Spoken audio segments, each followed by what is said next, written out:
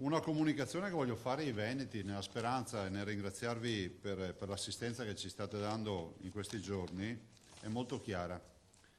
I Veneti devono capire che devono stare in casa. I Veneti devono capire che la prima cura al virus siamo noi. I nostri modelli ci dicono che fra 5 giorni avremo un picco nelle terapie intensive. I nostri modelli ci dicono che se continuiamo così a non rispettare le regole, entro il 15 di aprile avremo 2 milioni di veneti contagiati. Allora, il vero tema è che dobbiamo richiamare tutti alla responsabilità. Alla responsabilità vuol dire di non andare i fine settimana al mare a fare passeggiate, di non andare nei centri commerciali, di non andare nelle piazze, di non andare in nessun posto che non sia il posto di lavoro o il negozio alimentari per approvvigionarsi di generi alimentari o a stare a casa. Questo è l'appello che faccio ai veneti. Lo faccio con forza perché stiamo per entrare nell'area di turbolenza. I nostri modelli che abbiamo seguito, i modelli matematici, gli algoritmi e il nostro ufficio studi ci dà delle proiezioni. Sono proiezioni che purtroppo, se non riusciamo a intervenire con l'aiuto di tutti, la curva non riusciamo ad arrestarla. Questo deve essere chiaro a tutti. C'è poco da fare atti di eroismo o di esorcismo perché in questa fase bisogna guardare con obiettività quello che sta accadendo. La prima cura al virus siamo noi, nei nostri comportamenti, nel fatto che dobbiamo mantenere le distanze di sicurezza nell'interlocuzione con le persone, nel fatto che dobbiamo limitare al minimo i rapporti sociali. Non avrei mai pensato di dire nella mia vita di invitare una comunità a non relazionarsi più, però è un sacrificio che dobbiamo fare. Questa è una emergenza che ci trasciniamo non per qualche settimana, per un bel po'. Stiamo facendo di tutto perché le curve non vengano rispettate rispetto ai modelli. Ci siamo riusciti fino ad ora, però adesso c'è bisogno dell'aiuto di tutti. Si eviti di venire a fare domande se posso portare il bambino a ginnastica piuttosto che nel parco o altre robe del genere, perché la raccomandazione migliore che vi do è quella di stare in casa. Meno persone frequentate, anche tra i familiari, meglio è. Il che significa che è giusto tenere rapporti con i genitori piuttosto che con i figli o quant'altro, però sappiate che meno persone che si incontrano, meglio è. L'insidia è il positivo asintomatico, che ha un R0, per usare un termine tecnico, di 2,4. Vuol dire che ogni persona positiva asintomatica riesce a contagiare 2,4 persone, che moltiplicato per poi altre 2,4 per 2,4 per 2,4 alla fine infetta tutti i veneti. Adotteremo ulteriori misure sanitarie. Adesso attendo, abbiamo fatto una lunga videoconferenza stamattina presto. Abbiamo oggi una videoconferenza alle 15. Adotteremo ancora altre misure sanitarie, e questo sul fronte sanitario, per fare in modo di essere ancora più incisivi, invasivi nelle misure. Abbiamo un piano di terapie intensive che stiamo ora dopo ora rafforzando, però ricordo che se i veneti e ascoltino bene le mie parole e evitino di mandarmi commenti per spiegarmi di come è fatto il mondo e altre robe del genere. Guardiamoci nelle palle degli occhi. Se i veneti non seguono queste indicazioni, ci svuotano gli ospedali, ma ci svuotano dei pazienti ordinari e li riempiamo di pazienti coronavirus. Se noi veneti non rispettiamo le indicazioni di stare a casa, e mi meraviglio che ci sia anche qualcuno che invita a non stare a casa, se noi veneti non rispettiamo le condizioni di stare a casa, svuotiamo gli ospedali dai pazienti ordinari e purtroppo li dovremo dedicare tutti al coronavirus. Io non sto facendo allarmismo, vi ho sempre detto, i veneti mi conoscono, ho sempre detto la verità rispetto alla situazione. Fino ad oggi, a quest'ora, che non so che ora sia, che ora è? E che giorno è oggi?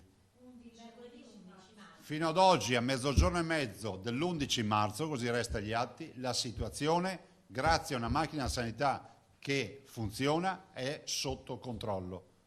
Però gli algoritmi, i modelli matematici ci dicono che al 15 di marzo l'incremento delle terapie intensive sarà radicale. Non possiamo puntare solo sulla fortuna, sul bel tempo o su boiate o su consigli per gli acquisti. No, bisogna stare a casa. Lo dico ai genitori rispetto ai bimbi. I bimbi non muoiono se non vanno a fare un giro il fine settimana al mare piuttosto che ai centri commerciali o al parco. Lo dico agli anziani che devono mettersi in testa di restare in casa. Ringrazio tutti i ragazzi che da volontari si sono offerti e anzi li invito a farlo sempre di più, a portare la spesa, ma portare la spesa vuol dire lasciarla sulla porta di casa. Cioè bisogna averli questi accorgimenti. Lo dico a tutte quelle persone che non hanno impegni di lavoro o che possono non avere impegni di lavoro, che possono permettersi di fare questa scelta di civiltà, di stare a casa. Lo stiamo dicendo con i nostri canali mediatici, lo stiamo dicendo con tutta la comunicazione, è un appello che facciamo.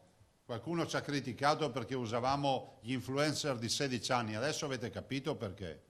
Perché sapevamo che il problema era un problema che comunque si sarebbe sempre più ingrandito.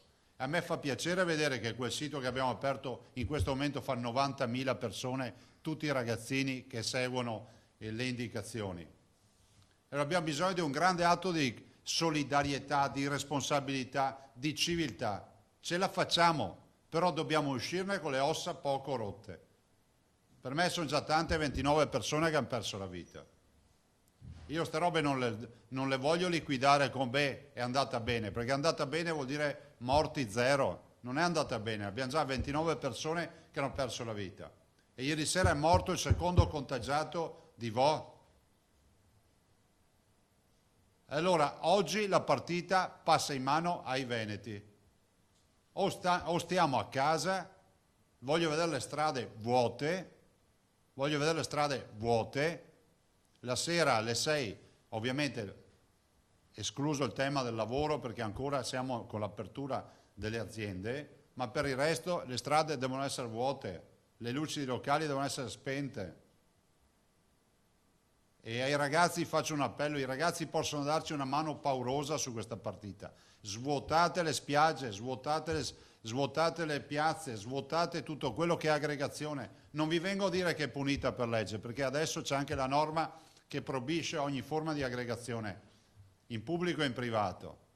Non andate alle cene degli amici, non fate come quando vediamo nei film, no? Che cioè, se ti vietano l'alcol, allora metti la bottiglia nel cartoccio di carta, così non vedono che bottiglia è. No, non facciamo i ritrovi familiari, non troviamoci a giocare a tombola con i parenti, niente, niente. Ogni nucleo familiare deve restare isolato a casa sua. Non dite che non l'abbiamo dette queste robe. Le sto dicendo con cortesia da giorni, oggi le dico un po' più con vigore. E un invito e un ringraziamento al mondo della comunicazione, diffondete questo messaggio. Qualcuno dice, ma si chiuderà tutto, se continua così sarà inevitabile che si chiuderà tutto. Finiamola di voler sempre cercare il titolo da metterci, se continua così si chiuderà tutto, perché saremo tutti con il virus. Dateci una mano a rallentare la diffusione di questo virus. Lasciamo perdere tutte le cose che abbiamo sentito dire, che abbiamo detto. Tutti noi abbiamo detto qualcosa che magari non era in linea, magari anche perché ci siamo affidati della comunità scientifica che all'inizio ce l'ha descritta come una roba un po' così eterea. La verità oggi è che questo virus qui da noi fa più danni di qualsiasi peggiore influenza. Non è normale che muoiano 29 persone in 15 giorni, non è normalità. E nessuno si può chiamare fuori. Se c'è qualche ragazzo che è convinto che il virus non faccia andare in terapia i ragazzi, mi premurerò io di far vedere i ragazzi in terapia intensiva intubati, o gli adulti o i bimbi. Abbiamo un obbligo morale di difendere le persone più deboli, gli immunodepressi. C'è un bel spot che faremo vedere dei ragazzi della Teen Zone di Padova, dei malati di oncomatologia, che fanno un appello, dicono dateci una mano, non andate in giro, state a casa. E così poi gli anziani che hanno bisogno di essere protetti, e i bimbi. Insomma, l'appello mio è di stare a casa. È inutile che ognuno mi scriva e mi dice dovete chiudere tutto. Inizia a stare a casa. È inutile che pensiamo di aver risolto il problema mettendoci il cuore in pace, sapendo che il negozio vicino a casa chiude piuttosto che la fabbrica. La verità è che se non stiamo a casa possiamo chiudere tutte le fabbriche del mondo e tutti i negozi del mondo, ma il problema continueremo ad averlo. Quindi oggi, peraltro, ho dato a disposizione anche la sanità e farò anche un'ordinanza che attiveremo anche subito misure ancora ulteriori. Cioè, al di là dei tamponi andremo in isolamento con tutti i contatti, un positivo, tutti i contatti isolati, che siano negativi, che non andiamo in isolamento di massa. Isolamento di massa vuol dire che le persone devono stare a casa, poi faremo l'attività di sorveglianza con le telefonate e tutto. Però è fondamentale che ci diate una mano. Ne possiamo venire fuori, però bisogna restare a casa. Quindi l'appello che faccio ai Veneti oggi è questo: restate a casa. Io non ho altro da aggiungere. Prego. Quindi secondo lei si potrebbe procedere con una fase di tamponi su tutta la popolazione arrivata a questo momento? Allora, questo è un progetto che noi abbiamo e stiamo seguendo. Abbiamo fatto ormai penso oltre 20.000 tamponi. Poi c'è una capacità di farli i tamponi. Pensare di tamponare 5 milioni di veneti piuttosto che 60 milioni di abitanti oggi è pressoché impossibile, ma non perché ci sia disorganizzazione. I tamponi non è solo il problema di farli, ma è anche di analizzarli. Poi c'è un altro tema, lo dico perché anche qui io ho scoperto che ci sono i terapiatisti, ci sono quelli delle scie chimiche, c'è il mondo intero su sta roba qua. Voglio ricordarvi che il tampone negativo oggi sulla stessa persona può essere positivo domani. Il tampone è una fotografia. Quindi in teoria, se volessimo avere la certezza assoluta matematica all'ennesima potenza, dovremmo fare i tamponi anche più volte al giorno, tutti i giorni. Però il tampone è un grande elemento che ci dà già un grosso screening, perché se noi riusciamo, più positivi becchiamo asintomatici, più riusciamo a fare gli isolamenti di focolai. Vi do solo un dato: a Vo abbiamo scoperto che circolavano 6 persone positive asintomatiche che stanno bene, che di più non si può, ma li abbiamo beccati con i tamponi. E dico anche che oggi noi sappiamo che in virtù anche di nuove norme, tutti quelli che hanno sindrome influenzale vengono tamponati d'ufficio. Quindi stiamo ampliando veramente, fra l'altro con un progetto che anche presenteremo, il tema dei tamponi. Però il tema dei tamponi è un di cui di tutta la partita. La parte principale è l'isolamento dei veneti. Se i veneti si mettono in isolamento, questo ci aiuta molto. Allora, se prendiamo il contingente che è esposto, perché lo dobbiamo riconoscere, e ci espone al contagio, che è quello di chi va a lavorare, abbiamo però una parte di popolazione che possono essere almeno 2 milioni di veneti, che se stanno a casa in isolamento ci aiutano a fronteggiare questa emergenza. Dopodiché verranno anche altre misure. Tutti mi dicono ma cosa accadrà? Io posso dirvi che ogni secondo in questa emergenza ha la sua pena. Quindi evitiamo di fare l'analisi di quello che abbiamo detto un secondo prima, perché già sto dicendo cose che forse sono già vecchie rispetto a quello che accadrà prima di sera. Prego. Di questo isolamento di massa con queste nuove misure sanitarie si prevede anche una chiusura anticipata, se non del tutto, dei centri commerciali? No, io non ho detto questo, ho detto che oggi la norma è chiara. La norma dice che il fine settimana sono già chiusi i centri commerciali, aperti solo per le attività di vendita di alimentari e farmacie. Però la mia preoccupazione qual è? Che uno, pur di andare a fare una passeggiata a guardare le vetrine, tutti si riversano magari, se piove, nel centro commerciale. O la mia preoccupazione è che fine settimana c'è sole, andiamo tutti a respirare l'aria buona del mare, ma se tutti si ritrovano con le foto che ho visto io a riempire i pontili e il lungomare, cioè vuol dire che stiamo trasportando il virus alla velocità della luce, e quindi poi il raccolto lo facciamo dopo, lo vediamo nelle curve, con l'impennata delle curve. Quindi il vero tema è che i cittadini non devono aspettare decreti, devono stare a casa.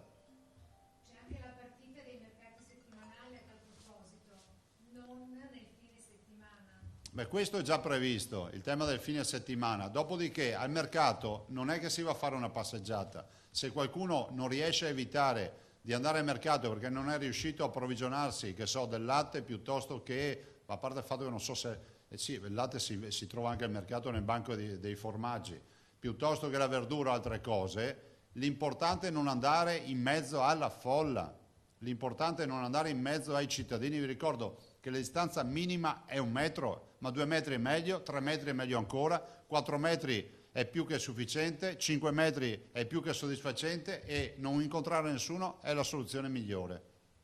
Governatore, avete già formalizzato, le chiedo sulla base di quello che comunque ci ha spiegato, le possibili richieste al Premier Conte di aumentare insomma, le restrizioni? Ma guardi, questi sono tutti temi che matureranno ora dopo ora, anche oggi pomeriggio abbiamo una videoconferenza, ieri abbiamo fatto 3 ore, penso e mezzo di videoconferenza.